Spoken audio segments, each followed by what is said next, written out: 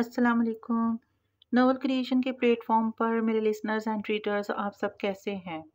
मैं अल्लाह ताला के यहाँ पूरी उम्मीद हूँ कि आप लोग अपनी फैमिलीज़ के साथ दुनिया के जिस कोने में जहाँ कहीं भी आबाद होंगे। आप लोग खुश होंगे, शाद होंगे, आबाद होंगे। आप ना सिर्फ़ अपना बल्कि अपनी फैमिलीज़ का भरपूर ख़्याल रख रहे होंगे। अल्लाह ताला आप सब के लिए आसानियाँ पैदा करे। तो इस वक़्त आप सब नोवेल क्रिएशन के प्लेटफॉर्म पर सुन रहे हैं जन्नत के पत्ते, नमरा अहमद का लिखा हुआ एक खूबसूरत नावल, जहान सिकंदर और हया सुलेमान की कहानी। आइए शुरू करते हैं। जो लड़की इतना कुछ तन्हा सहती है, वो बहुत मजबूत लड़की होती है। उसने फौरन से खुद को संभाल लिया। तमहीद के बाद वो अपने अज़ली एतमाद और दो टोक अंदाज में कहने लगी, सुलेमान असगर की अटॉर्नी इन्फेक्ट होने के नाते मैं उनकी सेहत याबी तक मैं उनकी सीट संभालूंगी। मुझे उम्मीद है कि किसी को एतराज़ नहीं होगा। एतराज़ तो खैर है, मगर क्या किया जा सकता है? ताया फुरकान ने नागवारी छुपाने की कोशिश किए बगैर हाथ झल्लाकर कहा। उसने गर्दन मोड़कर बहुत संजीदगी से उन्हें देखा। जी सर, मैं जानती हूँ कि बहुत से लोगों को एतराज़ होगा, मगर चूंकि आप मेरे साथ हैं, इसलिए मुझे इनकी परवाह नहीं है। अब काम की बात पर आते हैं। उसने उनको कुछ इस तरह से घेरा कि वो ना हाँ कर सके और ना ही ना। वो मीटिंग के मकासद की तरफ आ गई। उसकी गलतफहमी थी कि वलीद दोबारा उसके रास्ते में नहीं आएगा। वलीद समेत तकरीबन सब ही खत्ता के दावर भाई भी तमाम अरसे में इस बात पे बात सवाल करते रहे। जानबूझकर कंफ्यूज करने वाले सवाल और उसकी तवजीह पर इस्तेहज़ाइया अंदाज में सर झटक दिया जाता। गुस्सा उसे आया, मगर उसे आयशे गुल की अच्छी लड़की की तरह तहम्मुल से काम लेना था। लेकिन आखिर में उसका सब्र जवाब दे गया जब दावर भाई ने बहुत चुपते हुए अंदाज में कहा, मैडम, आपका तो एलएलबी भी मुकम्मल नहीं हुआ, तो आप कंस्ट्रक्शन फर्म की पेचीदगियां कैसे समझ पाएंगी? जब आप 4 साल में 2 दफ़ा इंग्लिश लैंग्वेज में सप्ली लेकर बीए कर सकते हैं और सिंपल एमए करके आज इधर बैठकर मुझसे सवाल जवाब कर सकते हैं, तो फिर मुझे यकीन है कि मैं भी जल्द ही कंपनी की सारी पेचीदगियां समझ जाऊंगी। बहुत सुकून से कहती वो उठ खड़ी हुई। कॉन्फ्रेंस रूम में सन्नाटा छा गया। दावर भाई का चेहरा सुर्ख पड़ गया। वहां पर वाह किसे थी? वो अस्सलामुअलैकुम कहकर अपनी चीजें उठाकर इसी एतमाद और वकार के साथ दरवाजे की सिमत बढ़ गई जिसके साथ वो अंदर आई थी। सुलेमान असगर की मगरूर बेटी। पीछे से उसने किसी को कहते सुना था, मगर वो बाहर निकल आई। परसों प्रेजेंटेशन थी और अगर वो अच्छी सी प्रेजेंटेशन देकर प्रोजेक्ट अप्रूव करवा ले तो वे इन शांस्ट मर्दों पर साबित कर देगी कि सुलेमान असगर का इंतखाब दुरुस्त था। बेंच पर लैपटॉप के सामने बैठी की पैड पर उंगलियां तेज तेज चलाती वो पूरे इन्हिमाक के साथ अपने काम की तरफ मतवज्जो थी। प्रेजेंटेशन के लिए वो मुकम्मल तैयारी के साथ जाना चाहती थी ताकि कोई उस पर उंगली ना उठा सके। मुसलसल काम के बायस उसके हाथों में दर्द हो रहा था। सर के पिछले हिस्से में भी हल्की टीसें उठ रही थी। उसका इरादा काम खत्म करके दवा लेकर सोने का था। हया, फातिमा उसे पुकारते हुए कमरे तक आई। सुबह अब्बा को घर शिफ्ट कर दिया गया था जिसके बायस अब वो बिलाखिर सब एक छत तले थे। क्या कर रही हो? उसके गिर्द कागजों, फाइल्स और लैपटॉप को देखकर फातिमा ने अफसोस से सर हिलाया। क्या जरूरत थी ये सब करने की? साइमा भाभी भी खफा हो रही थी कि जब ताया की मौजूदगी में तुम खुद करोगी तो सब कहेंगे कि उन पर बेएतबारी जाहिर की जा रही है। मुझे यही बेहतर लगा था अम्मा। अब्बा ने मुझे अपना अटॉर्नी इनफेक्ट बनाया था, तो कुछ सोच कर ही बनाया होगा। वो स्क्रीन से नजरें हटाए बिना बोली, अच्छा, कल अरसल का वलीमा है, क्या पहनोगी? ओफ, ये शादियां। जब से अब्बा बीमार हुए थे उन चीजों का दिल ही नहीं करता था। अरसल उनका सेकंड कजिन था, फिर भी वो और फातिमा मेहंदी और शादी पर नहीं गई थी। अब वलीमे पर जाना जरूरी था। कुछ भी पहन लूंगी। मिक्स्ड गैदरिंग होगी। उसकी उंगलियों से दर्द अब कलाइयों तक सिरायत कर रहा था। हाँ, मिक्स्ड ही है, मगर प्लीज उस दिन की तरह दुपट्टा मत लपेटना। फातिमा उसके करीब बेड पर बैठती निरोठेपन से बोली। पर अम्मा, मिक्स्ड गैदरिंग जो है, निकाब तो करना पड़ेगा। वो अभी तक स्क्रीन की जानिब मतवज्जो थी। उसे पता नहीं चला कि उसने किस शय को दावत दे डाली थी। निकाब किस लिए? क्या हो गया है तुम्हें? वहां किससे करना है निकाब? कजन की शादी है, वहां सब अपने ही होंगे। वो हैरत और गुस्से से बोली। हया ने रुक कर उन्हें देखा। अपना तो कोई नहीं होता अम्मा, वो कजन्स हैं, सगे भाई तो नहीं। अब जब करती हूँ निकाब तो ठीक से करो ना। उसे सर के पिछले हिस्से से दर्द अपने बाजू तक बढ़ता हुआ महसूस हो रहा था, यूं जैसे उसकी अनदेखी उंगलियां हों और उसके सर को आहिस्ता आहिस्ता अपने शिकंजे में ले रहा हो। तुम पागल हो गई हो? तुम फंक्शन में बुर्का ओढ़ कर जाओगी? बुर्का नहीं ओढ़ रही, बड़े दुपट्टे से ही काम चला लूंगी। मिक्स्ड गैदरिंग जो है। उसने कतल वसा लहजे को नरम और धीमा रखने की कोशिश की, मगर मिक्स गैदरिंग में भी औरतों और मर्दों की टेबल्स अलग अलग होती हैं। हया, मर्द दूर होते हैं। दूर कहाँ, सामने ही तो बैठे होते हैं सब। दरमियान में कोई स्क्रीन तो हायल नहीं होती। और फिर जो वेटर्स औरतों की तरफ फिर रहे होते हैं, और अरसल के भाई, वो तो हमेशा ही औरतों की तरफ होते हैं। वो तो बच्चे हैं हया, 20-20 साल के बच्चे हैं। तुम बहस क्यों कर रही हो? दर्द की लंबी उंगलियां अब उसकी कनपटी से होती पेशानी को अपने शिकंजे में ले रही थी। तकलीफ हर पल बढ़ती जा रही थी। नहीं अम्मा, बहस तो नहीं कर रही, सिर्फ वजाहत कर रही हूँ अपने निकाब की। अच्छा, पहले तो तुम निकाब नहीं लेती थी, पहले तो तुम बहुत मॉडर्न थी। वो चुप हो गई। जमाना जाहलियत का ताना कैसे चाबुक की तरह लगता है। काश ये ताना देने वालों को मालूम हो सके। जी, मैं पहले नहीं लेती थी, मगर अब करती हूँ, तो मुझे प्रॉपर तरीके से करना चाहिए। तुम शादी पर निकाब लोगी? लोग क्या कहेंगे? वो झुंझलाई। नहीं लूंगी तो अल्लाह ताला क्या कहेगा? कुछ नहीं होता हया, ऐसे भी तो कितने गुनाह कर लेते हैं। गीबत, गिले, ये सब गुनाह नहीं होता। क्या सिर्फ निकाब ना करना गुनाह है? दर्द की फौलादी गिरफ्त उसके सर को जकड़ लेने के बाद अब गर्दन तक फैलती जा रही थी। उसे कंधों पे शदीद दबाव महसूस होने लगा। अम्मा, मैंने कब कहा कि मैं बहुत नेक हूँ या कोई गुनाह नहीं करती? लेकिन अगर मैं कोई नेक काम करना चाहती हूँ तो मुझे मत रोकें। उसे लगा वो इल्तजा कर रही है, मिन्नत कर रही है। वो बनु करीजा से मिन्नत कर रही है। अच्छा, पहले तो तुमने कभी एहसास नहीं किया गुनाह सवाब का। जब अब्बा और ताया कहते थे तब तो तुम नहीं मानती थी। फिर वही पहले का ताना। तो अम्मा, अगर मैं ताया अब्बा के कहने पर अल्लाह की मानती तो मैं काबिल कबूल होती, मुझे शाबाश भी मिलती और वाह वाह भी। लेकिन अगर मैं अपनी मर्जी से अल्लाह की मानूं तो मैं काबिल कबूल नहीं हूँ। उसने दुख से उन्हें देखा। वो मांस को बर्छी की तरह जख्मी करती अजियत कंधों से गुजरती सीने में उतर रही थी। मुझे बेकार के दलाइल मत दो, अपना LLB मुझ पर मत आजमाओ। इरम की मंगनी पर थोड़े लोग थे, बात दब गई। लेकिन अगर अब इतने बड़े फंक्शन में निकाब लोगी तो लोग कितनी बातें बनाएंगे। आप लोगों से डरती हैं, जबकि अल्लाह ज्यादा हकदार है कि इससे डरा जाए। और लोगों का क्या है? साइमा ताई तो पहले भी मुझ पर बातें बनाती आई हैं, मगर फातिमा बेजार हो चुकी थी। हया, शादियों पर कौन हिजाब लेता है? मैं लेती हूँ और मैं लेकर दिखाऊंगी। नहीं, मैं कोई दावा नहीं कर रही, लेकिन अगर मैं अपने खानदान की वो पहली लड़की हूँ जो शादियों में भी हिजाब ले, तो मैं वो पहली लड़की बनूंगी अम्मा। तकलीफ अब उसकी शरियानों में किसी सयाल मादे की तरह तैरती, अंदर सब कुछ जलाती, दिल में कतरा कतरा गिरने लगी थी। हया, शादियों पर तो खैर होती है। नहीं अम्मा, शादियों पे ही तो, इन तकरीबात से ही तो खैर कम और शर ज्यादा निकलते हैं। कितना बुरा लगेगा, तुम निकाब में बैठी होगी। उन्हें रह रह कर उसकी कम अक्ली पर अफसोस हो रहा था। किसको बुरा लगेगा? लोगों को, मगर अल्लाह ताला को अच्छा लगेगा। अच्छा, यानी हम सब जो निकाब नहीं करते तो हम सब काफर हुए? हाँ, हम सब बहुत बुरे हुए। मैंने ये कब कहा अम्मा? मैं खुद निकाब लेती हूँ, मगर किसी दूसरे पर तो तनकीद नहीं करती। मैं तो किसी से कुछ भी नहीं कहती अम्मा। उसकी आवाज भीग गई। दर्द अब उसके दिल को काट रहा था, उल्टी छुरी से जिबा कर रहा था। खंदक की कोई जंग बनु करीजा के बगैर नहीं लड़ी जाती।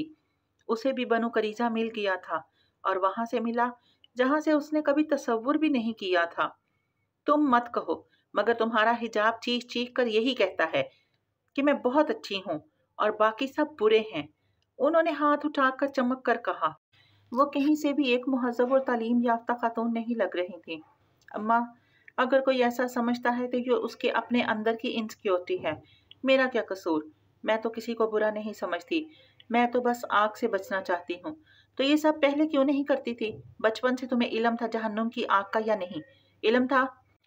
पहले सिर्फ इल्म था अम्मा, अब यकीन आ गया है। उसने बहुत से आंसू अपने अंदर उतारे। क्या लोगों ने वाकई समझ लिया है कि वो कहेंगे हम ईमान लाए और वो आजमाए नहीं जाएंगे? अच्छा, सिर्फ पर्दा ना करना गुनाह है, माँ की बात ना मानना गुनाह नहीं है। क्या कुरान नहीं पढ़ा तुमने कि वालिदैन को उफ तक नहीं करते? उसने जवाब में एक गहरी सांस ली। अम्मा, आपको भी पता है और मुझे भी कि आप इस आयत को गलत जगह पर गलत तरीके से कोट कर रही हैं। मैं आपको नाराज नहीं करना चाहती, मगर मैं अल्लाह को भी नाराज नहीं कर सकती। बस करो, पता है मुझे तुम ये सब जहान के लिए कर रही हो। वही है ऐसी दकियानौसी सोच का हामिल। तुर्की में रहकर भी फर्क नहीं पड़ा उसे। देखती हूँ मैं किस तरह रोज फजर में मस्जिद जा रहा होता है। अम्मा, कोई लड़की अपनी मर्जी से हिजाब लेने लगी तो ये क्यों फर्ज कर लेते हैं कि वो किसी के दबाव में आकर ये कर रही है? कोई ये मानने को क्यों नहीं तैयार होता कि उस लड़की का अपना दिल भी कुछ कह सकता है? मगर पहले तो तुम नहीं करती थी ना? वो गुस्से से कहती उठी। और करो, जिससे भी करना है निकाब, मैं कौन होती हूँ कुछ कहने वाली? वो तन फन करती बाहर निकल गई।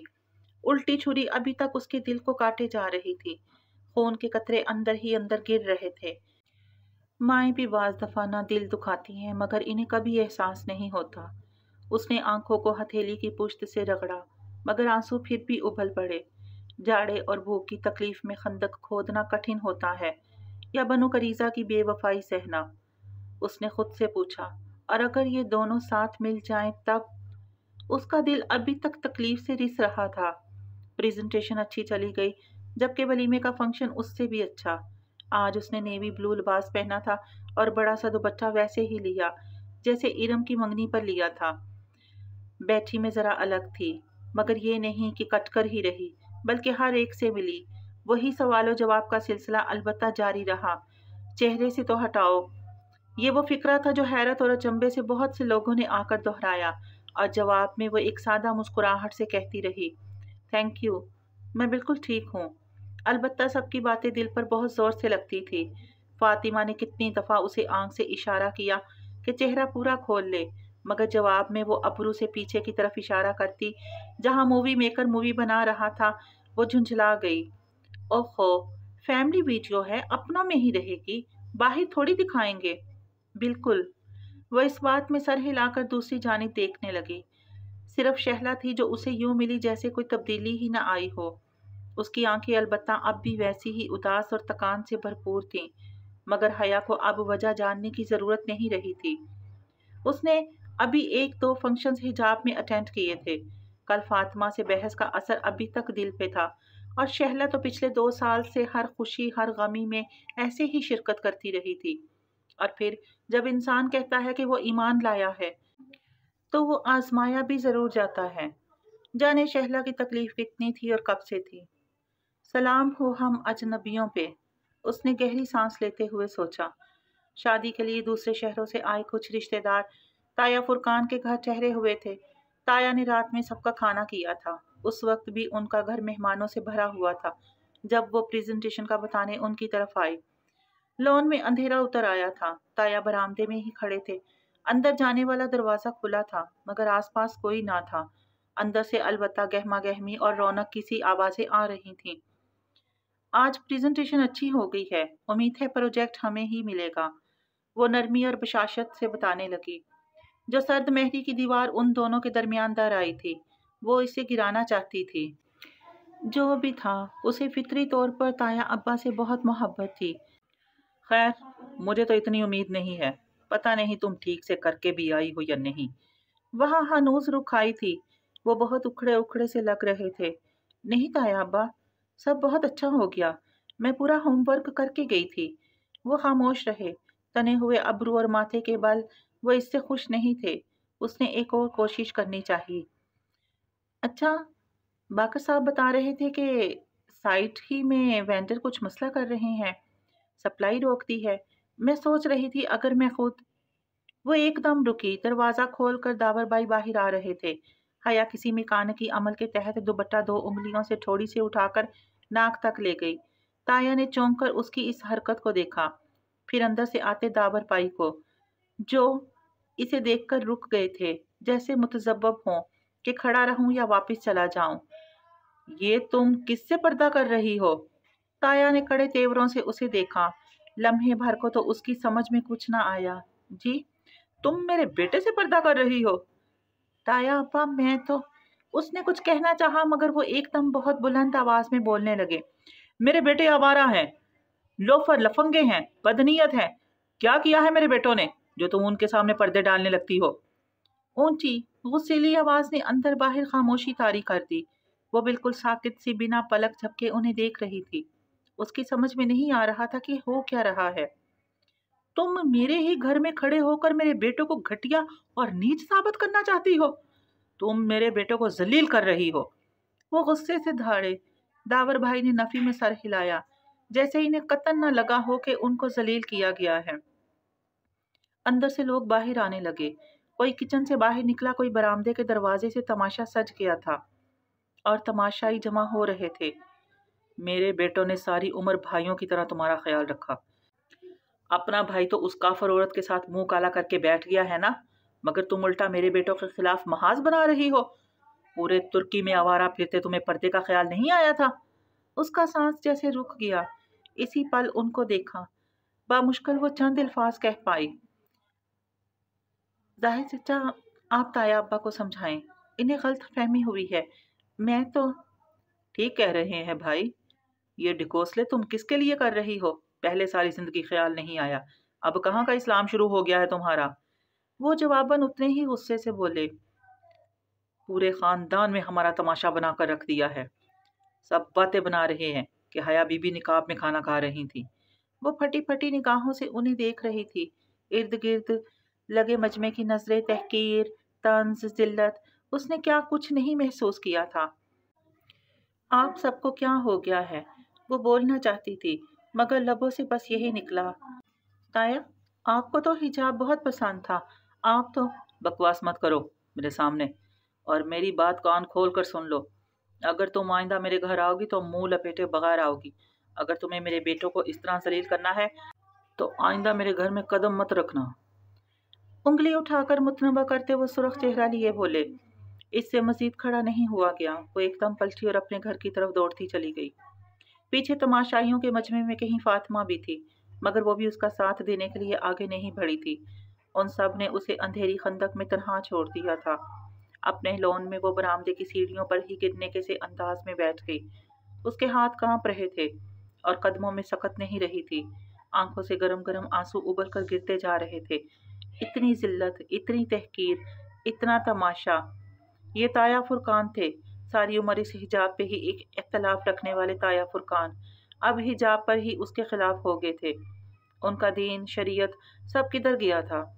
उसकी गर्दन घुटनों पे झुकी थी। वो रोए चली जा रही थी। पूरे खानदान के सामने ताया ने उसको जलील किया था। उसे लगा वो अब कभी सर नहीं उठा सकेगी। गाड़ी के अंदर आने की आवाज आई, फिर कोई उसके साथ आ बैठा। आज मेरा चलान होते होते बचा। पूछो क्यों? किसी और ही धुन में महफूज सा बता रहा था। वो एकदम खड़ी हो गई। जहान ने खैरत से सर उठाकर उसे देखा। उसका चेहरा आंसुओं से भीगा हुआ था। भैया, क्या हुआ? मामू ठीक हो जाएंगे, परेशान मत हो। उसने यही अंदाजा लगाया कि वो अब्बा की वजह से रो रही है। कुछ ठीक नहीं होगा, अब कभी कुछ ठीक नहीं होगा। वो रोते हुए इतना ही कह पाई। फिर आंसू हर मंजर पे गालिब आने लगे। वो पूछता रह गया, मगर वो अंदर दौड़ी चली आई थी। पूरी रात वो सो नहीं सकी। इतनी जिल्लत, इतना तमाशा। ताया दुरुस्त भी होते, फिर भी ये कौन सा तरीका था बात करने का? अब तक पूरे खानदान को पता चल चुका होगा। वो हर जगह बेइज्जत होकर रह गई थी। रात भर वो रोती रही। सुबह सर भारी हो रहा था। फ्रेश होने तक उसने फैसला कर लिया था कि आज वो अब्बा से बात करके ताया अब्बा को उनका अटॉर्नी इनफेक्ट बना देगी। ताया अब्बा को मसला उसके हिजाब से नहीं, उसके ऑफिस आने से था। सो वो अब ये सारा मसला ही ख़त्म कर देगी। नाश्ते की मेज़ पर वो और फातिमा अकेली थी। सबीन पुप्पो अब्बा को नाश्ता करवा रही थी और जहान पता नहीं कहाँ था। ये होता है माँ बाप की नाफरमानी का अंजाम। सारे खानदान में बेइज्जती करवा के रख दी है। फातिमा हफ्की से बोले जा रही थी। वो सिर झुकाए चंद लुक में बामुश्किल जहर मार कर सकी, फिर उठ आई। ऐसे लम्हों में वो इस सी मीनार में वापस पहुंच जाया करती थी جو اس نے اناتولین استنبول میں اٹینڈ کیا تھا۔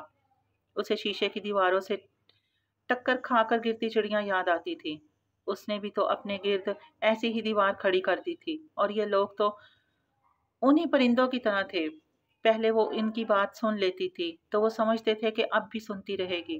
وہ اس طرح اس کو تھکا نہیں سکتے تھے۔ شیشے کی دیواروں سے ٹکرانے میں نقصان پرندوں کا ہی ہوتا ہے، دیوار کو کیا فرق پڑتا ہے؟ ابا اسی طرح نحیف و کمزور سے لگ رہے تھے۔ اسے دیکھ کر ذرا سے مسکرائے۔ کام کیسا جا رہا ہے؟ سب ٹھیک ہے ابا۔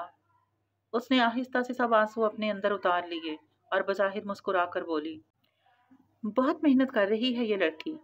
پھپھو مسکرا کر کہتی ناشتے کے برتن اٹھا رہی تھی، پتہ نہیں انہیں رات کے واقعے کا علم تھا یا نہیں، پھر بھی ان سے نگاہ نہ ملا سکی۔ آفس میں ایک ہی بری خبر اس کی منتظر تھی، ٹریڈ سینٹر کا پروجیکٹ انہیں نہیں ملا تھا۔ اس بات نے تو اسے مزید شکستہ دل کر دیا۔ اس نے باقر صاحب کو بلایا تاکہ ان کو اپنے ارادے سے آگاہ کر دے اور وکیل صاحب کو بلوا سکے، مگر پہلے اس نے بے اختیار ہی وہ تکلیف دہ موضوع خود ہی اٹھا لیا۔ اتنی اچھی پریزنٹیشن دی تھی، پھر ہمیں پروجیکٹ کیوں نہیں ملا؟ رات کے واقعے کی تھکن اور اذیت اس کی آنکھوں میں اتر آئی تھی۔ انہیں ہمارا پلان پسند نہیں آیا، وہ شاید کچھ اور چاہتے تھے۔ اچھا؟ وہ خاموش ہو گئی۔ کچھ سوچ کر اس نے باقر صاحب سے کوئی بات نہیں کی اور انہیں بھیج دیا۔ ان کے جانے کے بعد اس نے سارا پروجیکٹ پلان نکالا اور از سر نو جائزہ لینے لگی۔ ٹھیک ہے کہ وہ آج آفس چھوڑ دے گی، اور یہ بھی ٹھیک ہے کہ اسے ان معاملات کا کوئی تجربہ نہیں، مگر وہ صرف یہ دیکھنا چاہتی تھی کہ اس سے غلطی کہاں ہوئی۔ تمام خاکے اچھے تھے، بقول آرکیٹیکٹ بے حد شاندار، مگر جب اس نے پہلی دفعہ ان کو دیکھا تھا تو اس کے ذہن میں کیا بات آئی تھی؟ کچھ غیر آرام دہ لگا تھا اسے۔ اس نے ذہن پر زور دیا اور ایک دم کسی بہتی ندی کی طرح وہ خیال امٹ آیا، موت کا کنواں، اور اگلے لمحے ہی اسے غلطی نظر آ گئی۔ داور بھائی کی شادی کی کچھ شاپنگ فاطمہ اور اس نے لاہور سے کی تھی۔ کسی کام سے وہ شالمی مارکیٹ چلے گئے۔ غلطی یہ کی کہ اپنی کار لے گئی۔ وہاں ایک ملٹی سٹور پارکنگ بلڈنگ میں کار پارک کرنا پڑی، وہ بھی چوتھی منزل پہ۔ گول گول گھومتی منزلیں، تنگ و تاریک جگہ، گاڑی اوپر چڑھانا یوں تھا گویا موت کے کنویں میں ڈرائیو کرنا۔ تب سے اسے ملٹی سٹور پارکنگ عمارات بہت بری لگتی تھی، اور اب اس کے پلان میں ٹریڈ سینٹر کی پارکنگ ایک چھوٹے رقبے پر ملٹی سٹور بنائی گئی تھی۔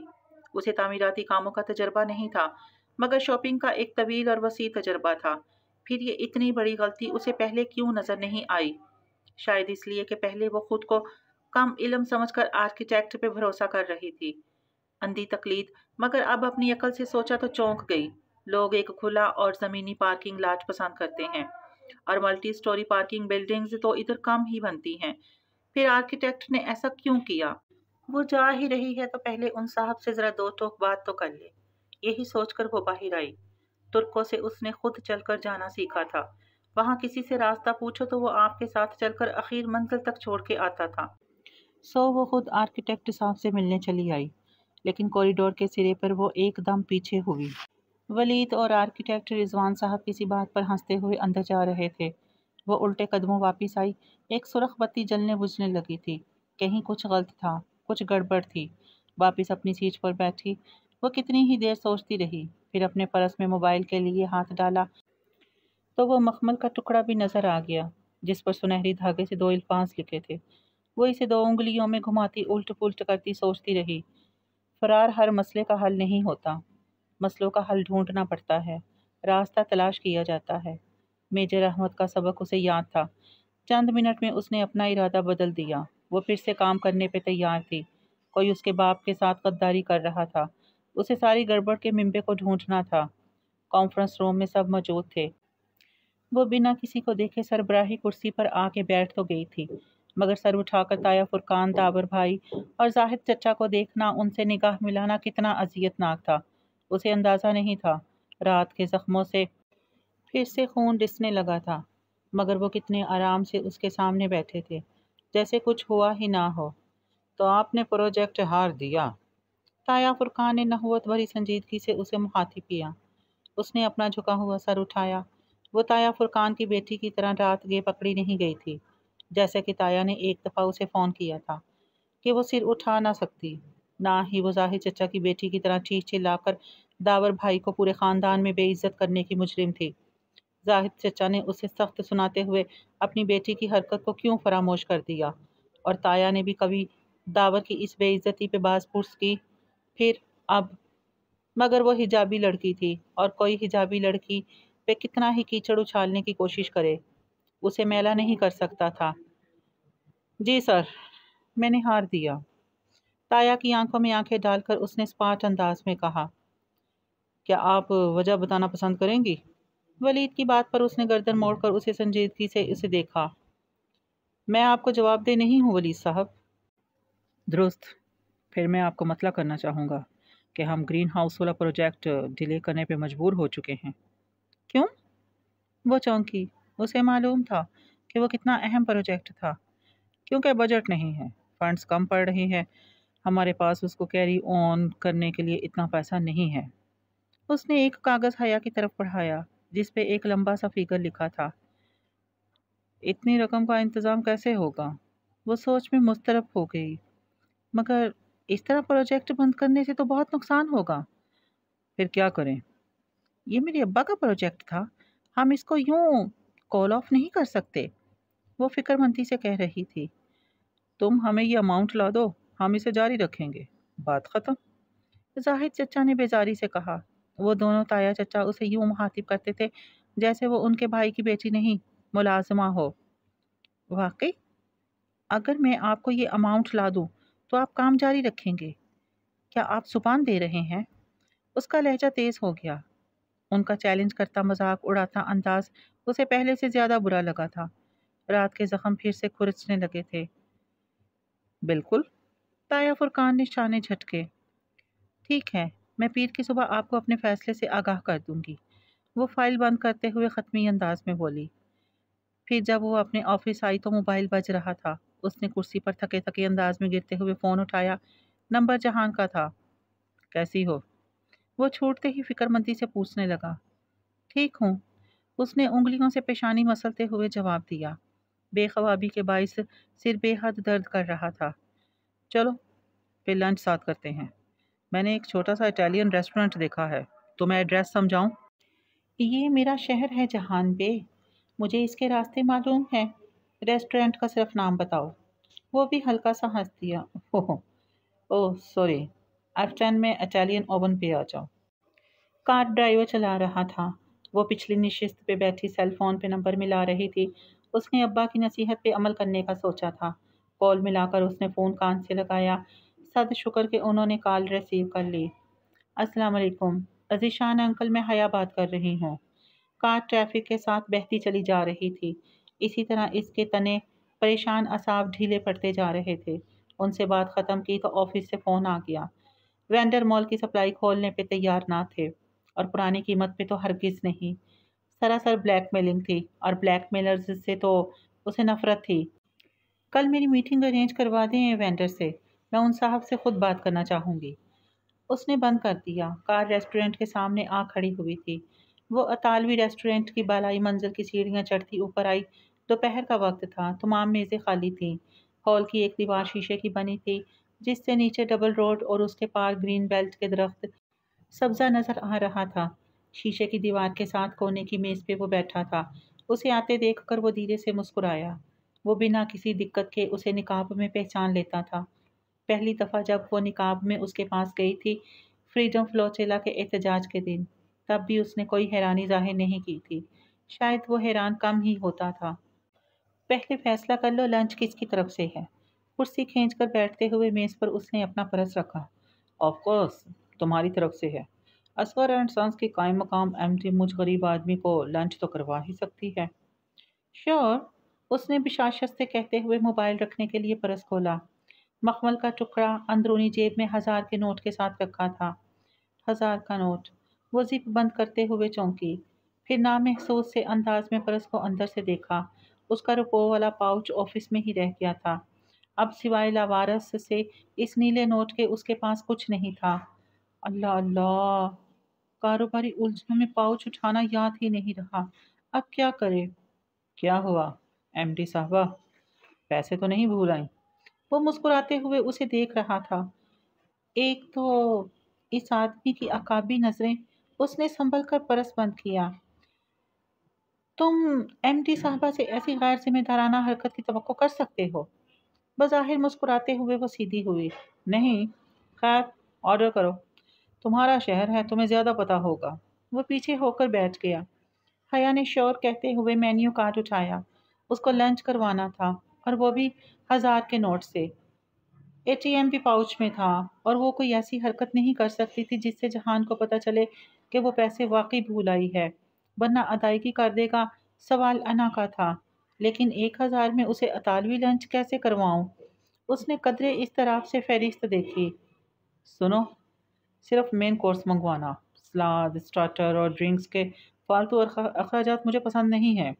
वो कुर्सी की पुश्त से टेक लगाए मुस्कुराहट दबाए उसे बगौर देखता कह रहा था। ओके, मुझे तो कोई ख़ास भूख नहीं है, दिल ही नहीं चाह रहा। ऑर्डर देकर उसने कार्ड रख दिया। जहान ने मुस्कुराहट दबाते हुए समझकर सर हिला दिया। चंद लम्हे खामोशी की नज़र हो गए। वो शीशे की दीवार से बाहर देखने लगी। उस शीशे से तो कोई परिंदा नहीं आ टकराया था। शायद परिंदे तामीर के बाद सिर्फ पहले मौसम में टकराते हों, बाद में आदी होकर रास्ता बदल लेते हों। रास्ता परिंदों को ही बदलना पड़ता है, दीवार तो वैसी ही खड़ी रहती है। कल क्या हुआ था? हया ने निगाहें मोड़कर उसे देखा। अब तक तुमने पता तो कर ही लिया होगा। बहरहाल, ताया ने सारे खानदान के सामने मेरे पर्दे की वजह से बेइज्जत किया, तमाशा बनाया और घर से निकाल दिया। इसके अलावा कुछ खास नहीं। जहान ने कदरे ताज्जुब से नफरी में सर हिला दिया। पुरानी आदतें आसानी से नहीं जाती। इस तरह लोगों को जलील करने के वो आदी हैं। कितना आसान है उनके लिए अपनी अना के पीछे रिश्ते तोड़ देना। जो भी है, मैं अब्बा की कुर्सी उनके लिए खाली नहीं करूंगी। ये फैसला मैंने कर लिया है। आप इस किस्से को बंद कर देते हैं। तुम बताओ, तुमने तुर्की वापसी का क्या सोचा है? सब मुझसे यही पूछते हैं कि वापसी का क्या प्रोग्राम है। लगता है सब मुझसे तंग आ गए हैं। दिल करता है मेरा कि माहे सन की तरह कबूतर बनकर किसी गार में छुप जाऊं। उसने गालिबन कोई तुर्क मुहावरा बोला था। खैर, अभी कुछ दिन इधर हूँ। तुम्हें कब जाना है? जुलाई शुरू हो चुका है। मुझे 5 जुलाई के बाद क्लीयरेंस करवानी है। अब्बा की तबीयत ज़रा संभल जाए, फिर जाऊंगी। लंच आ गया तो वो अपने निकाब से आसानी छुरी कांटे की मदद से खाने लगी। फिर किसी ख्याल के तहत पूछा, जहान, तुम्हें मेरे निकाब, मेरा मतलब है तुम्हें अच्छा लगता है मेरा यूं निकाब लेना? वो ज़रा चौंका था। हाँ, ठीक है। उसने ज़रा उलझते हुए शाने उचकाए। वो मुतमिन होके खाने लगी, मगर वो चंद लम्हे उसे देखता रहा था। बिल आया तो उसने एक मुतमिन सी सांस अंदर को उतारी। 950। सिर्फ 2 मेन कोर्स मंगवाए थे, इसलिए साबित हुआ कि अगर पैसे कम हो तो बंदे को कोल्ड ड्रिंक्स, सलाद और स्टार्टर जैसे लवाजमात से परहेज करना चाहिए। यकायक किसी ख्याल के तहत वो चौंकी। फालतू लवाजमात। उसका जहन ऑफिस की तरफ भटक गया। जहान ने नरमी से उससे बिल ले लिया। मैं पे करूँगा। वो चौंकी। नहीं, ये तो मुझे। मैं मजाक कर रहा था। लंच मेरी तरफ से था। वो बिना एक लफ्ज़ सुने फाइल में पैसे रखने लगा। उसने इसरार नहीं किया। उसका जहन किसी और तरफ उलझा हुआ था। फालतू लवाजमात। अधेड़ उमर साहब ने आगे बढ़कर दरवाज़ा खोला और फिर एक तरफ हट गए। वो पूरे इत्मीनान और सुबक कदमों से चलती अंदर आई। दरवाजे से नजमी साहब पेंटर की कुर्सी मेज़ का फासला काफ़ी ज़्यादा था। वो सीध में चलती मेज़ तक आई और बैठने के लिए कुर्सी खींची। नजमी साहब ने उंगलियों में पकड़ी सिगरेट लबों में दबाकर सांस अंदर को खींची और सर से पांव तक स्याह अबाया में मलबूस दराज कद लड़की का जायजा लिया, जो बहुत इत्मीनान से कुर्सी खींच कर बैठ रही थी। उन्होंने सिगरेट हटाई। धुएं का मरगोला उड़कर फिजा में तहलील हुआ। मैं हया सुलेमान हूँ, असगर एंड सन्स की मैनेजिंग डायरेक्टर। कुर्सी की पुश्त से टेक लगाकर टांग पे टांग रखे, कोहनियां हाथ पे जमाकर हथेलियां मिलाए बैठी वो बहुत संजीदगी से बोली। नजमी साहब ने कंधों को जरा सी जुम्बश दी, यानी वो जानते हैं। अब आगे बात करें। अधेड़ उमर साहब उस लड़की के पीछे हाथ बांधे मुअद्दब से आ खड़े हुए थे। उनके लिए दूसरी कुर्सी मौजूद नहीं थी। नजमी साहब ने कुर्सी मंगवाने की ज़रूरत भी ना समझी। हमारी साइट पे सप्लाई आपने रोक दी है, जिससे हमारा प्रोजेक्ट ताहीर का शिकार हो सकता है। देखें बीबी, मैंने अपनी डिमांड आपके। मेरी बात अभी ख़त्म नहीं हुई नजमी साहब। اس نے ہاتھ اٹھا کر ایک دم بہت سخت لہجے میں انہیں روکا۔ اس کی آواز میں کچھ تھا کہ وہ رک گئے۔ چند باتیں ہیں جو میں آپ کو بتانا چاہتی ہوں۔ ان کی آنکھوں میں آنکھیں ڈالے بنا کی تمہید کے وہ کہہ رہی تھی۔ آپ کے پیچھے جو کھڑکی ہے اس سے جھانک کر دیکھیں تو دائیں جانب دور کہیں ایک زیر تعمیر منصوبہ دکھائی دے رہا ہے۔ کس چیز کا منصوبہ ہے وہ باقر صاحب؟ لڑکی نے رک کر پیچھے کھڑے آدمی کو مخاطب کیا، مگر دیکھ وہ ابھی بھی نجمی صاحب کو ہی رہی تھی۔ اوور ہیڈ ہے میم، انہوں نے فوراً بتایا۔ بالکل، اوور ہیڈ تعمیر ہو رہا ہے وہاں، اور کیا آپ جانتے ہیں کہ اس میں سینڈ اور سلٹ استعمال ہو رہا ہے، اور وہ بھی کس کی جگہ؟ کرشر میٹیریل کی جگہ۔ نفیس سے نقاب سے جھلکتی اس کی بڑی بڑی سیاہ آنکھیں مسکرائی تھی۔ نجمی صاحب نے سگریٹ والا ہاتھ نیچے کر دیا۔ ان کے تنے اعصاب ڈھیلے پڑ چکے تھے اور وہ پوری طرح سے اس کی طرف متوجہ تھے۔ آپ اس اوور ہیڈ سے 2 کلومیٹر دائیں چلے جائیں تو ایک 6 اسٹار ہوٹل زیر تعمیر نظر آئے گا۔ اس کی تعمیر آخری مراحل میں ہے، مگر اس کے مالکین کو یہ علم نہیں ہے کہ اس کی روفنگ اور واٹر پروفنگ میں سب اسٹینڈرڈ میٹیریل استعمال کیا گیا ہے، بے حد سستا اور گھٹیا میٹیریل۔ اس کی مسکراتی آنکھوں کی چمک بڑھ گئی تھی۔ نجمی صاحب نے کچھ کہنے کے لیے لب کھولے مگر اس نے ہاتھ اٹھا کر روک دیا۔ میری بات ابھی ختم نہیں ہوئی۔ وہ لب بھینچ کر رہ گئے۔ پیشانی پہ بلوں کا اضافہ ہونے لگا۔ ایک روڈ بھی حال ہی میں مکمل ہوئی ہے اور اس کا بھی ان دونوں پروجیکٹ سے تعلق ہے۔ نگاہیں ان پہ جمائے وہ مسکراتے ہوئے کہہ رہی تھی۔ اور جو تعلق ہے وہ آپ بہتر جانتے ہیں۔ میں تو بس اتنا جانتی ہوں کہ اس سڑک کے اطراف کو سیمنٹڈ نے کیا گیا اور اندر ہولز چھوڑ دیے گئے ہیں۔ وہ کون سا مسئلہ ہوگا جو سب سے پہلے چند دن میں منظر عام پر آئے گا باقر صاحب؟ نجمی صاحب کو اپنے سابقہ انداز میں دیکھتے ہوئے اس نے اپنے ساتھی کو مخاطب کیا۔ وہ اسی تابع داری سے بولے۔ ڈرینیج کا مسئلہ میم۔ بالکل، ڈرینیج کا مسئلہ، مگر سب سے بڑا مسئلہ کون سا ہوگا؟ انسپیکشن کا مسئلہ۔ 4 انسپیکشن ٹیمیں ان تینوں پروجیکٹس کو چند روپے لے کر اپروو کر چکی ہیں، لیکن وہ کیا ہے نجمی صاحب کہ جو ہمارا میڈیا ہے نا، وہ ذرا سی ریٹنگ کے لیے ایسی خبروں کو خوب اچھالتا ہے اور یوں اس وینڈر کی ساکھ تباہ کر رہ جاتی ہے، بالخصوص تب جب ان کے ہاتھ ڈاکومنٹڈ پروف بھی لگ جائیں۔ باقر صاحب، اس نے انگلی سے اشارہ کیا تو باقر صاحب نے چند کاغذات میز پہ رکھے۔ نجمی صاحب ان کو اٹھانے کے لیے آگے نہیں بڑھے۔ وہ بمشکل ضبط کیے ہوئے بولے، مجھ پہ ہاتھ ڈالنا اتنا آسان نہیں ہے۔ ارے، اس کی سیاہ آنکھوں میں حیرت ابھری۔ آپ کی بات کس نے کی؟ پھر وہ ذرا سا مسکرائی۔ میں تو اپنی سپلائی کی بات کر رہی تھی۔ کل ہفتہ ہے، میں امید کرتی ہوں کہ سوموار کی صبح مجھے اپنی کنسٹرکشن سائٹ پہ سپلائی کی بحالی کی خبر مل جائے گی۔ اپنا پرس اٹھاتے ہوئے وہ کھڑی ہوئی، اور وہ بھی پرانی قیمت پہ۔ چلے باقر صاحب؟ وہ مزید کچھ کہے بنا پلٹی۔ ادھیڑ عمر صاحب نے ہاتھ آگے بڑھا کر دروازہ کھولا۔ وہ انہی سبک قدموں سے چلتی باہر نکل گئی۔ سگریٹ نے نجمی صاحب کی انگلی کو جلایا تو وہ چونکے، پھر غصے سے ایش ٹرے میں پھینکا اور میز پر رکھے کاغذات اٹھائے۔ جیسے جیسے وہ انہیں پڑھتے جا رہے تھے ان کی پیشانی پہ پسینے کے قطرے نمودار ہونے لگے تھے۔ مجھے آپ کو ایک اچھی خبر دینی تھی جینٹل مین۔ میٹنگ کے آغاز پہ اس نے مسرور مطمئن انداز میں انہیں مخاطب کیا، جو اپنے سابقہ رویے کو برقرار رکھے اس کی طرف متوجہ تھے۔ ابھی پتہ چلا ہے کہ وینڈر عارف نجمی نے سپلائی بحال کر دی ہے، اور وہ بھی پرانی قیمت پہ۔ واقعی؟ فرقان تایا حیران ہوئے تو ظاہر چچا سیدھے ہو بیٹھے۔ مگر اس نے تو اس روز فنانس ڈپارٹمنٹ کے روب سے خاصی بدتمیزی کی تھی اور وہ سراسر بلیک میلنگ پہ اترا ہوا تھا۔ میں نے خود اسے فون کیا تھا، مگر وہ تو سیدھے منہ بات کرنے کا روادار ہی بھی نہیں تھا۔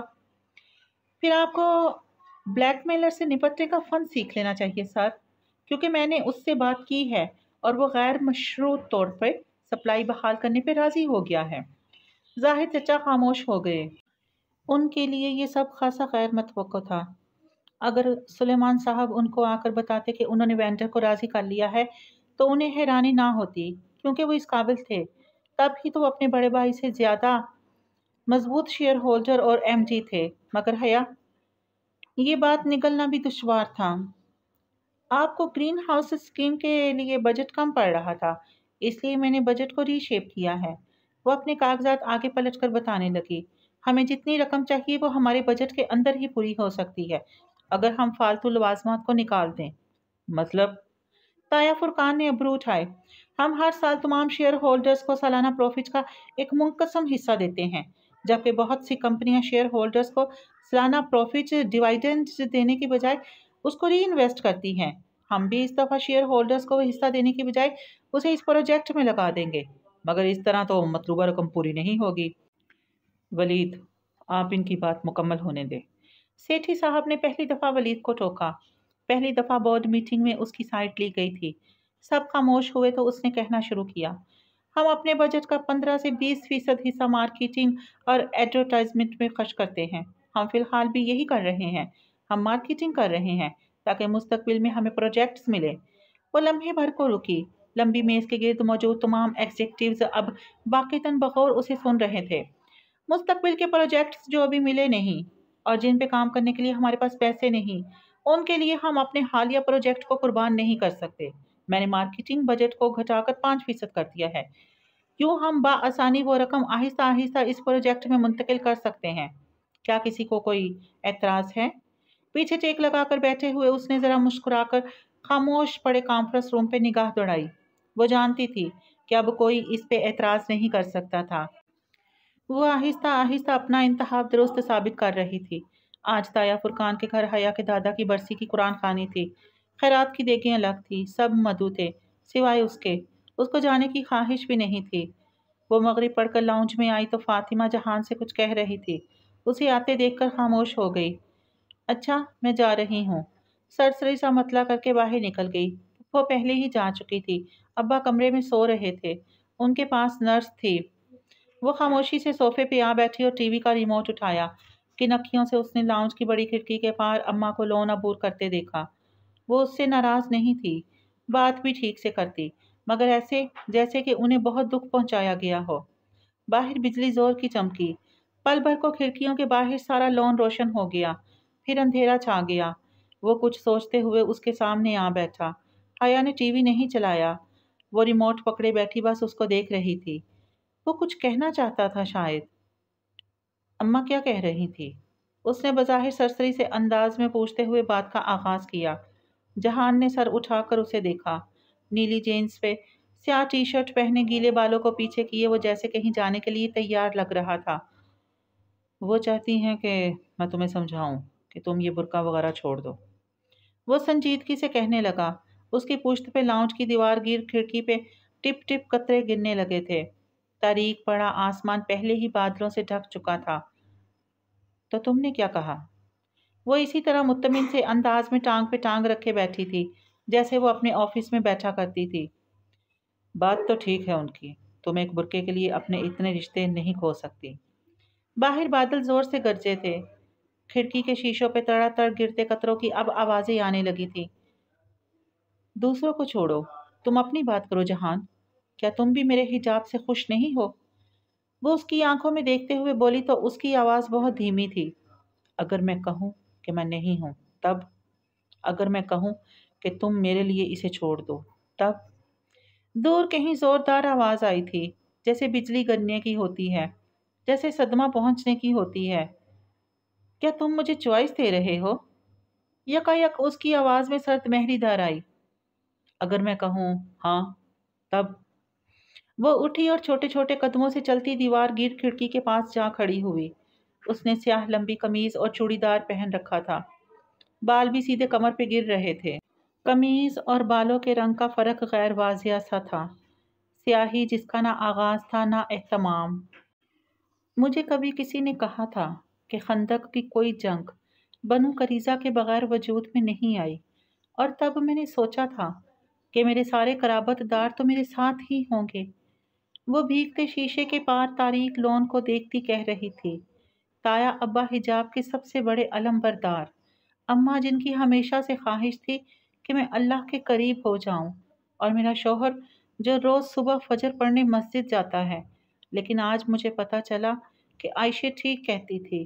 खंदक की जंग बनु करीजा के बगैर वजूद में आ ही नहीं सकती। बारिश के टिप टिप गिरते कतरे शीशे से लुढ़क कर ज़मीन पे गिर रहे थे। जब बिजली चमकती तो पल भर को उनमें कोसे खजा के साथों रंग झलकते और फिर अंधेरा छा जाता। वो सोफे से नहीं उठा था, बस गर्दन मोड़कर उसे देखने लगा।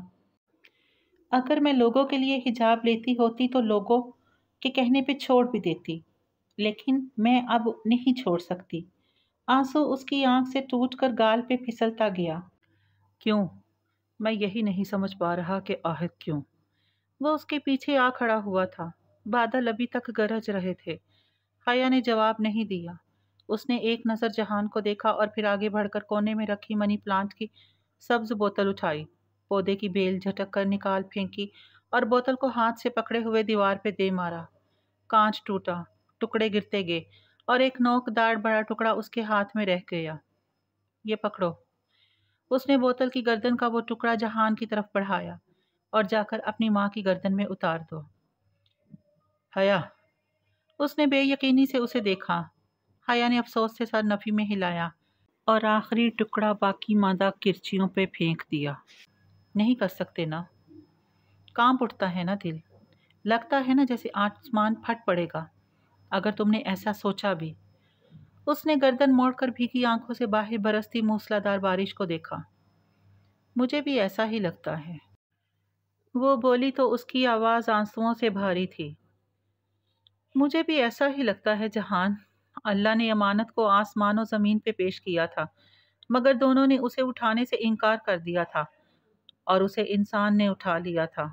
तुम्हारी माँ, एक इंसानी जान तुम पे अमानत है।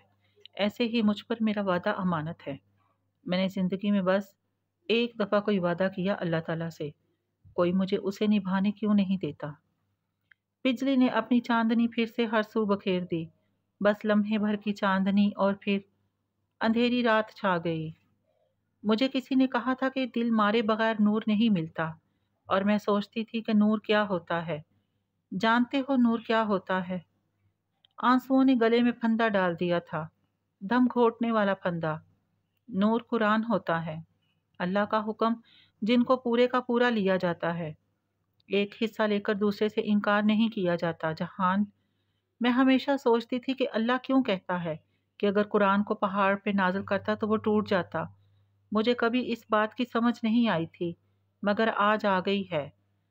गरम उबलते आंसू उसकी ठोड़ी से फिसलते हुए गर्दन तक लुढ़क रहे थे। वो खिड़की के बाहर देख रही थी और वो उसे। जानते हो पहाड़ क्यों टूटता? क्योंकि वो कुरान को पूरे का पूरा लेता, और जो शख्स कुरान को पूरे का पूरा अपने दिल पे उतारता है ना, उसे एक बार टूटना पड़ता है। उसने जलती आंखें बंद की। अब हर तरफ अंधेरा था। पल भर को बिजली चमकती भी तो उसे परवाह नहीं थी। लोगों ने मुझे इसलिए छोड़ा क्योंकि मैंने अल्लाह को नहीं छोड़ा। तो मुझे वाकई ऐसे लोगों का साथ नहीं चाहिए। उसने आंखें खोली। वो वापस पलट रहा था। उसने धुंधली बसारत से गर्दन मोड़कर उस शख्स को सीढ़ियां चढ़ते देखा जिससे उसकी जिंदगी का एक हिस्सा मोहब्बत करने में गुजरा था। वो ऊपर चला गया, मगर हया इसी तरह सीढ़ियों को देखती रही। चंद मिनट बाद वो उतरता दिखाई दिया। उसका दस्ती बैग उसके हाथ में था।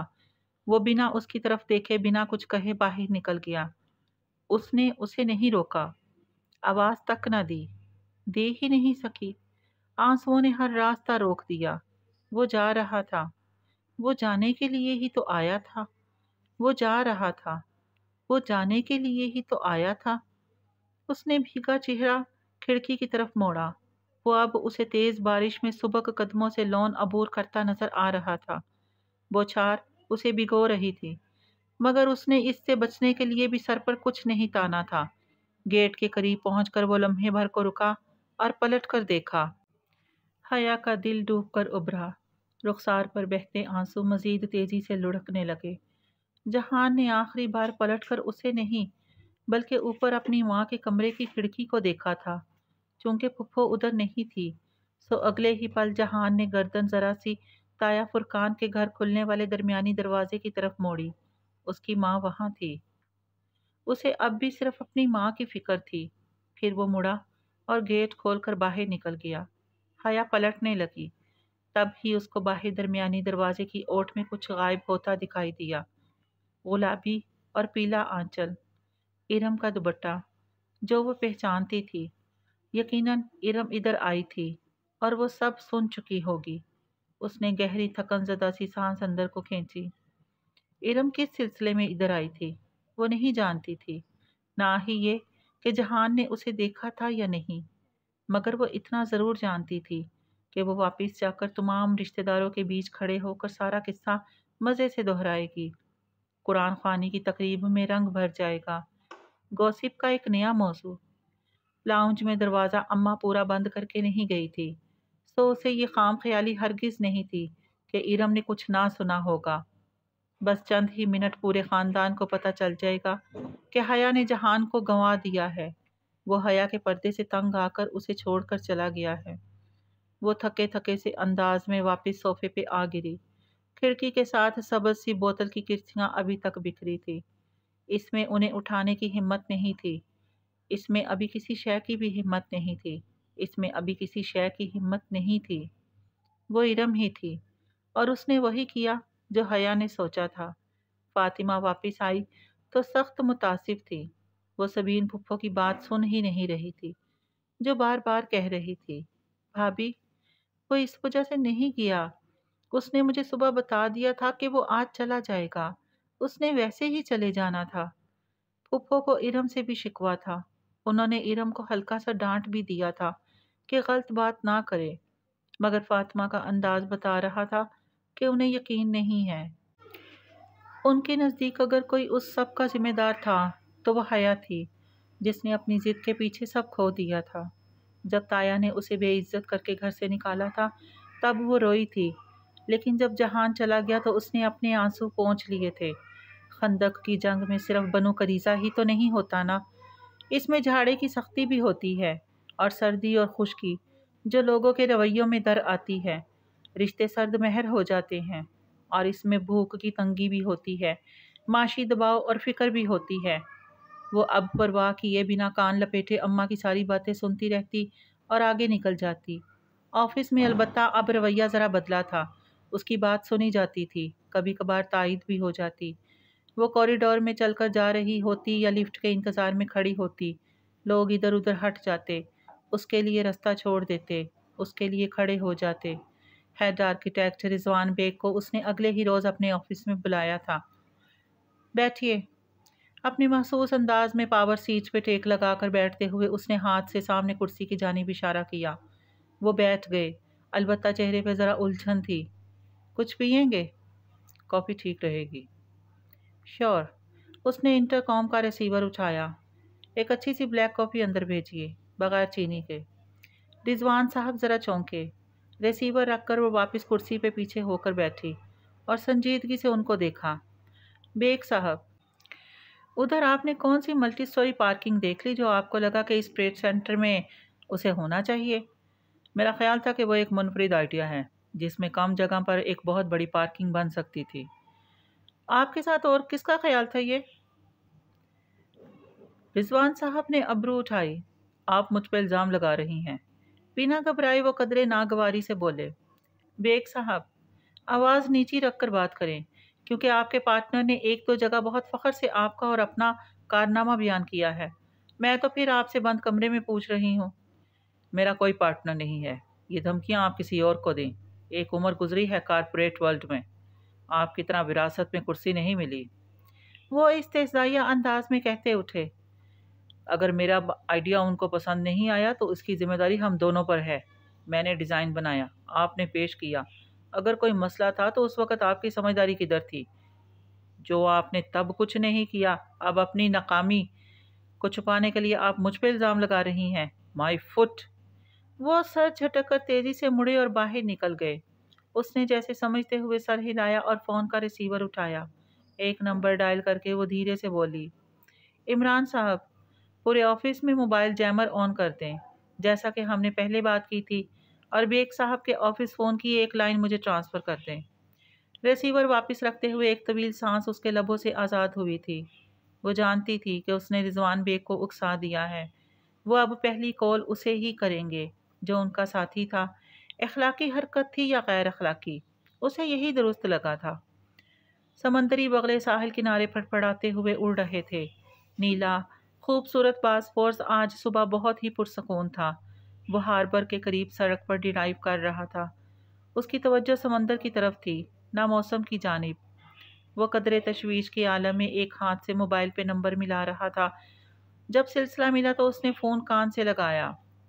ہاں بولو سفیر، کیا مسئلہ ہوا ہے؟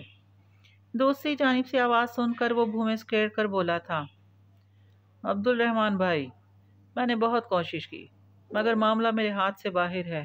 میں سفیر بے، مجھے تمہید سے نفرت ہے، سیدھی بات کرو۔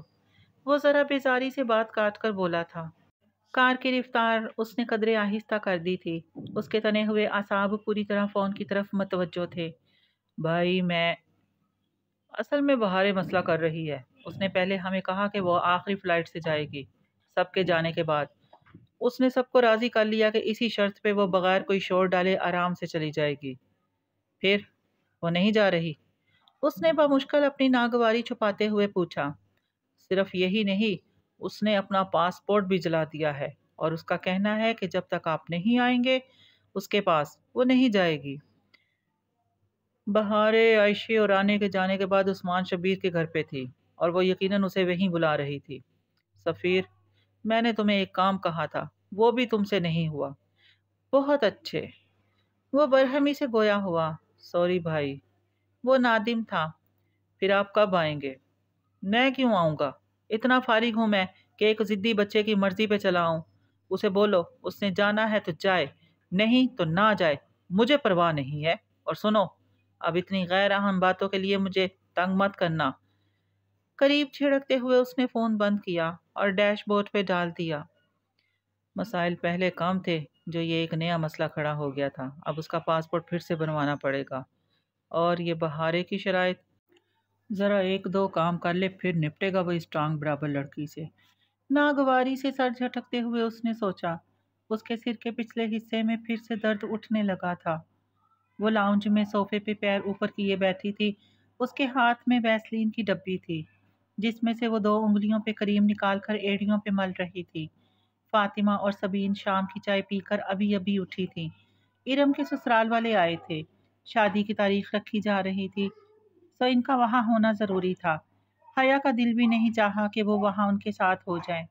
وہ بہت پتھر دل ہو گئی تھی، یا بہت مضبوط، جو دل پہ لگنے والی چوٹوں کو سہنا سیکھ گئی تھی۔ دروازہ ہولے سے بجا تو اس نے چونک کر سر اٹھایا۔ سونیا دروازے میں کھڑی تھی۔ بھابھی آئیے پلیز۔ وہ خوشگوار حیرت سے مسکراتی اٹھی اور ویسلین کی ڈبی بند کر کے میز پہ رکھی۔ تھینکس۔ سونیا خوش دلی سے مسکراتی صوفے پہ آ بیٹھی۔ حیا نے ٹیشو باکس سے ٹیشو نکال کر ہاتھ پہنچے اور اس کے قریب آ بیٹھی۔ سونیا بظاہر مسکرا رہی تھی، مگر اس میں قدرے ہچکچاہٹ تھی، جیسے وہ کچھ کہنا چاہتی ہو مگر متذبذب ہو۔ کہیے بھابھی۔ وہ بغور اس کو دیکھ رہی تھی۔ اصل میں حیا، میں تمہیں لینے آئی تھی۔ میں چاہتی ہوں کہ تم آ کر ابا سے معافی مانگ لو، ان کی ناراضگی دور ہو جائے گی اور ہم سب پھر سے مل کر بیٹھ سکیں گے۔ دیکھو اب سب ادھر ہیں، مگر تمہاری کمی پھر بھی محسوس ہو رہی ہے۔ حیا نے سمجھتے ہوئے سر ہلایا۔ آفس سیٹ پہ بیٹھ کر جس طرح وہ معاملات کا تجزیہ کرتی تھی، ویسے ہی اس کے دماغ نے فوراً کڑیاں ملانی شروع کی۔ ظفر اور دوسرے ملازمین کے ہوتے ہوئے بھی مہمانوں کے آمد پہ تائی چھپ کر نہیں آئی تھی۔ مطلب اسے تائی نے ہی بھیجا تھا تاکہ وہ حیا کو جھکا سکیں اور ان کی انا کی تسکین ہو سکے۔ دوسری طرف اس کو معاف کر کے تایا تائی اثار اور عظمت کا پرچم بلند کریں گے۔ زبردست۔ میں تیار ہوں بھابھی۔ وہ بولی تو اس کا لہجہ بے تاثر تھا۔ میں تایا ابا سے ہر اس وقت کی معافی مانگنے کو تیار ہوں جب میں نے ان کا دل دکھایا، جب میں نے کوئی گستاخی کی یا مجھ سے کوئی بدتمیزی سرزد ہوئی۔ ان سے کہیے میں پوری دنیا کے سامنے معافی مانگنے پہ تیار ہوں۔ وہ بڑے ہیں، میں چھوٹی ہوں، مجھے جھکنا چاہیے، میں جھک جاؤں گی۔ لیکن بھابھی، تایا ابا نے ایک شرط رکھی تھی۔ وہ لمحے بھر کو رکی، اور وہ شرط یہ تھی کہ میں ان کے گھر ان کے بیٹے منہ لپیٹ بغیر داخل ہوں گی، ورنہ نہیں ہوں گی۔ میں ان کی اس بات کا بھی مان رکھوں گی۔ میں ہر بات کی معافی مانگ لوں گی، سوائے اپنے حجاب کے۔ یہاں میں ٹھیک ہوں، وہ غلط ہیں۔ میں ان کے گھر میں داخل نہیں ہوں گی، یہ بات آپ ان کو بتا دیں۔ حیا، सोनिया ने बेबसी से उसे देखा। अब इतना भी क्या पर्दा? देखो, उस दिन डॉक्टर जाकिर नाइक कह रहे थे कि भाभी प्लीज, कोई मेरे हक में बात करे या खिलाफ, मुझे कोई फर्क नहीं पड़ता। बहुत सी लड़कियां सिर्फ स्कार्फ लेती हैं, चेहरा नहीं ढकती, क्योंकि उन्होंने अल्लाह से इतना ही वादा किया होता है। सो जितना वो करती हैं उस पे कायम रहती हैं, उससे नीचे नहीं जाती। मैंने भी एक वादा किया था कि जो हुक्म सुन लूंगी और इस पे दिल खुल जाएगा, अपना लूंगी। अब मेरा दिल निकाब के लिए खुल चुका है, प्लीज मुझे इसे निभाने दे। वो बात करने के साथ साथ एड़ी पे लगाई चिकनाई को उंगलियों से मल भी रही थी। जरा सी सख्त पड़ी एड़ी उसकी पोरों को खुरदरी महसूस हो रही थी। देखो, तुम्हारी बात ठीक है, मगर हया, तुम जानती हो पूरा खानदान बातें बना रहा है कि जहान तुम्हें सिर्फ इसलिए ठुकरा गया है क्योंकि तुमने अपनी दकियानूसी जिद नहीं छोड़ी। भाभी, जब इरम ने ये बात सरेआम कही थी, तब पुप्पो ने बताया था कि वो सिर्फ अपनी छुट्टी खत्म होने पे वापस गया है, मगर लोगों ने उनकी बात पे यकीन नहीं किया। उन्होंने इरम की बात पे यकीन किया। लोग इसी बात पे यकीन करते हैं जिस पे वो यकीन करना चाहते हैं। और अगर जहान ने तुम्हें वाकई इस बात पे छोड़ा हो, तब तुम क्या करोगी? वो जैसे बहुत फुर्सत से उसे समझाने आई थी।